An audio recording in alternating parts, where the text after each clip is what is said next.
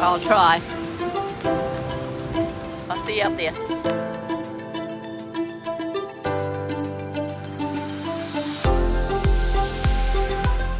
So this morning we are up and off. We're catching a train to Arras and meeting a lady who's going to give us a personalised tour of the Somme for Mark, because he's got a great uncle who's buried here, and she's done a bit of research and she's going to take us to all these sites that are of importance to us, which is going to be really, really interesting.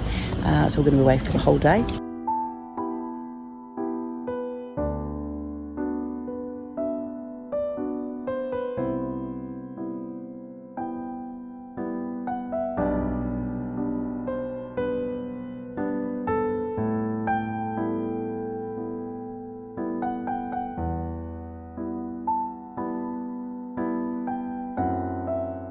I'm going to go and visit the tunnels that are underneath Arras that the Kiwis helped build. They're 20 metres underground. This tiny little cemetery just on the side of the road. It's got both German and Commonwealth people, which is very unusual, she said. Yeah, it's quite lovely. And they are buried where they fell, virtually. So they're all they've been found in this area. And she was saying about the units of trying to find all these bodies scattered around the fields, and and then identify them all. And there was lots that were found that didn't have identification on them. It's very sad. Quite surprising. Didn't think I'd be emotional. It's quite hard.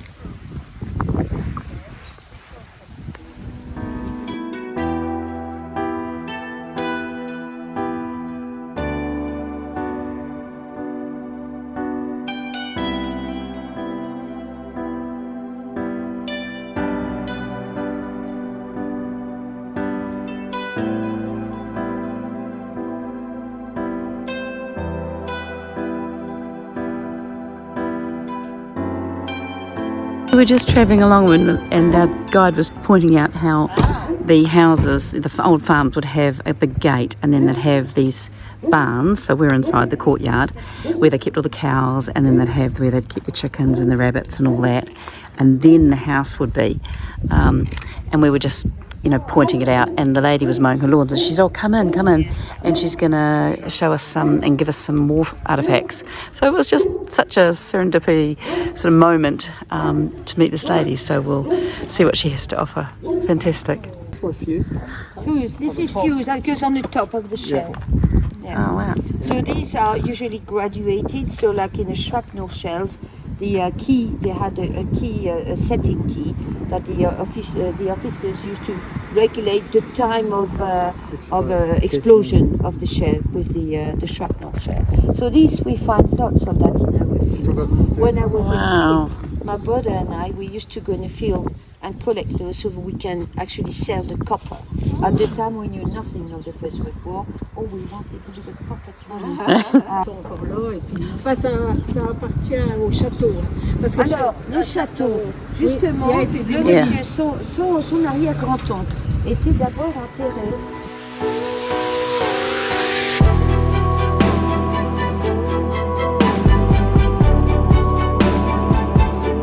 This is the third chateau built on this site. The first chateau, which is where Mark's uncle was initially buried, because that's right where he was killed, that was bombed, completely destroyed in the war. And then after the war they reburied the bodies in a proper cemetery. And the lovely lady is later going to take us on a little guide. She's got trenches around the back of her house and that, so she's going to take us for a little guide. Very impromptu and so cool. My husband bought the place in 1971, and it was a ruin, and the Germans had been living in it during the war and have just been left since then. So her and her husband have done it all up. So she's going to take us through the gardens and into the area that she's going to show us. I don't know what it is, but we'll find out.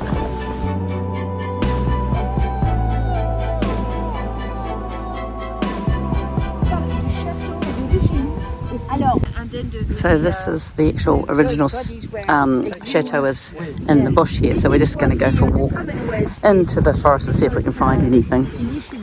So there's like a big divot here and another one over there, and these are actual shell holes.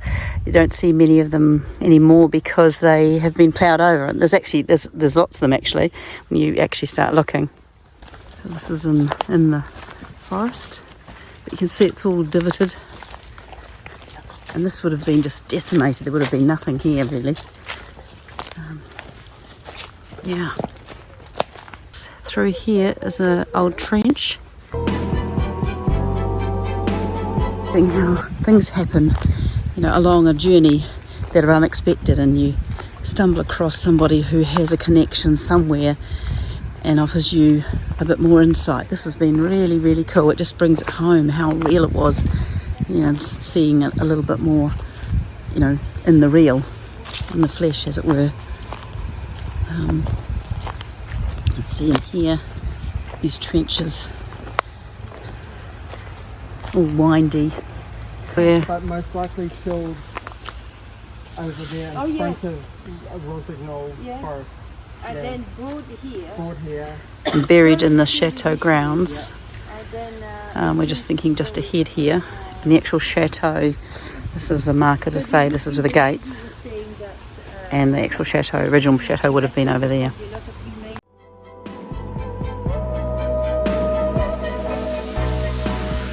We have literally driven 100 metres, and this is where all of the people who were killed around the area have been exhumed from where they were at the time buried to a proper cemetery here.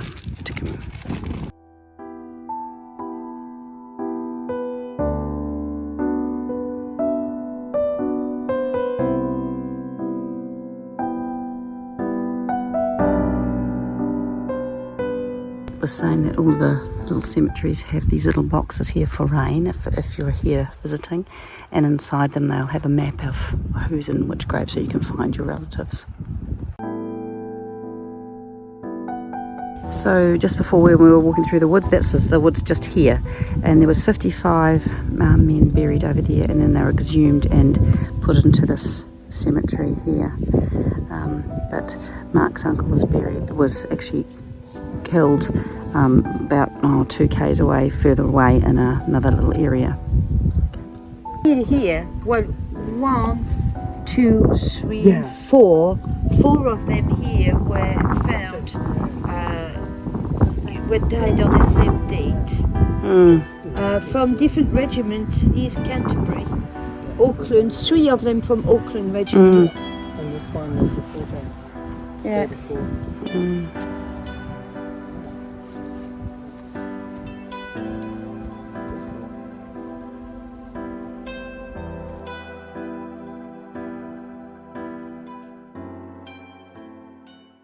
So these ones that have just got, Soldier of the Great War, the only thing that they might have found is a button or a badge off his cap that identified that he was from that regiment or, that side. They've got no idea who the person is, so you get that sort of grave. Very, very sad and quite moving.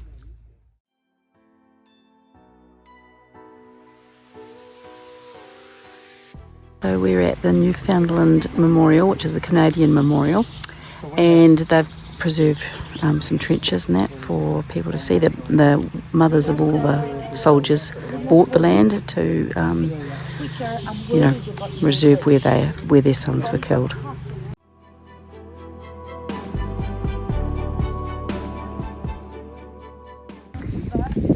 This is one of the trenches that was used to get men to the front line. The guys who had to stay here for weeks on it, that was not the case on the 1st of July. But I'm talking in the war, people who had to live in the trenches, for weeks. That is, of course, without any comfort at all. No toilet, no bathroom, sometimes no food, and worst of it all, no water. The supply of water was a very big problem in the First World War. They had pipes, they had all that, but it was a lot of the time a problem. The rats also were a big problem. Thousands of rats were in the trenches. The rats were actually quite happy in the war because they had plenty to feed on. No, with no fears, as the Germans. So this footpath was the front line just before, just that little ditch there. The Germans were just down here, and these guys, the trenches were full of dead bodies, so they couldn't go through the trenches. They had to go across the top, and they just got absolutely mown down. So this is the Newfoundland's memorial for their missing. And Newfoundland is tiny, and the percentage of people who came and were killed here was just astronomical.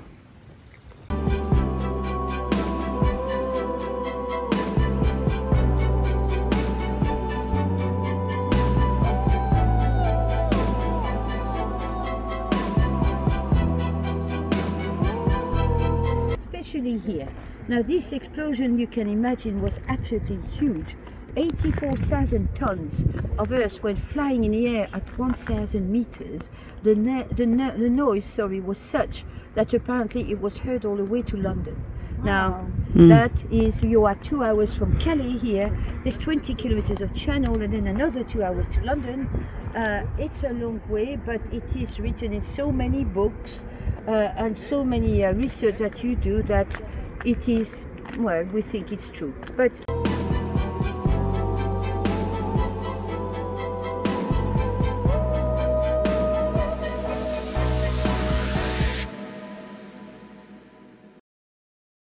this is a memorial also for New Zealanders, right there, which is your front line. And this is Caterpillar Valley here. All of that is Caterpillar Valley.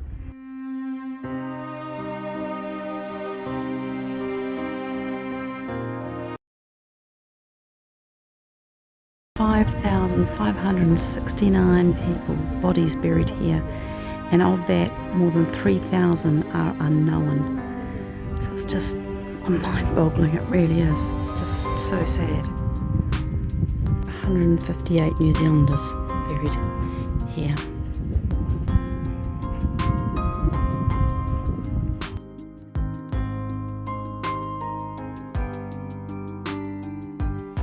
This is the name of all the soldiers who were missing. Just so sad.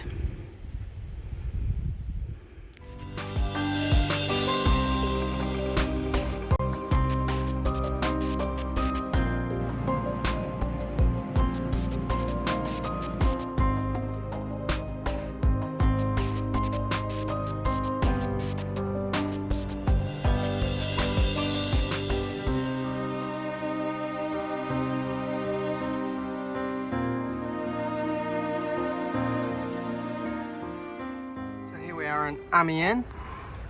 This guy up there has got a great view of the city. And this is, while we're having dinner, this is the canal that we came up a couple of days ago. And they're going right over us. Look. Cheers! Ta-da! We had a fantastic day today. Absolute magic. What was the highlight, guys? That lady on the side of the road. Yeah. Your great uncle was guiding us there, and we found where he was buried, and then exhumed, and then to be reburied again. But it was just such a random thing to see that and get onto that property where the trenches were and everything. Absolutely. Such a new experience. And then the lady gave us the little artifacts that she'd dug up at the back of the farm, which are just sitting there, all polished up. Well, cleaned up. They were covered in Somme mud. Just discussing whether Mark and they would take home the nose cones of the bombs, but we have decided that it might be a bit tricky going through customs. These are the souvenirs that the lady in the house next door to the chateau gave us. Mark's just cleaned the Somme soil off them, and we've just been researching them. But we've decided that it could be a little risky to take them on the plane. We don't want to cause an international incident.